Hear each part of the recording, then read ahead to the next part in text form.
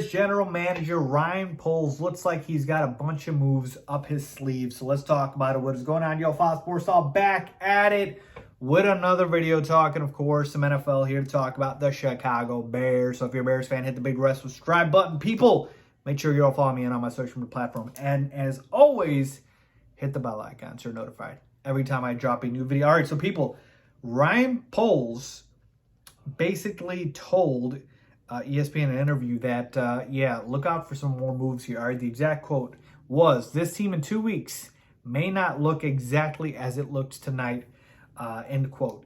Now, tonight, meaning this quote was a few days ago. I think it was before the Seahawks game, the second preseason game for the Bears against the Seahawks. And that's what he basically said. Now, you might be thinking, wait, what moves are going to happen here? We're literally a few weeks away from the season. Like, you got to cut guys? Yeah, 85 to 53 guys, that's the changes you're talking about? Well, duh, everybody's got to do that. Not quite. I feel like there's something to read between the lines here, all right?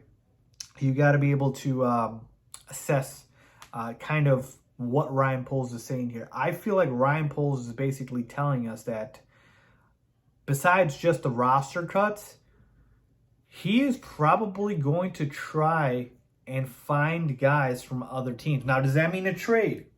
Right? Does that mean a trade? Right? We've heard about the Tevin Jenkins trade rumors. We've heard about certain trade rumors.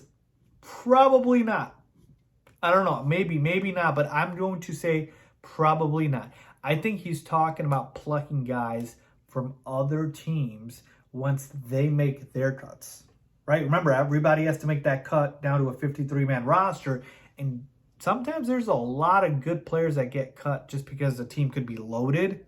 Like, for instance, like a team like the Rams, right? They're always loaded. And so they have too many good players, but you still got to cut down to 53.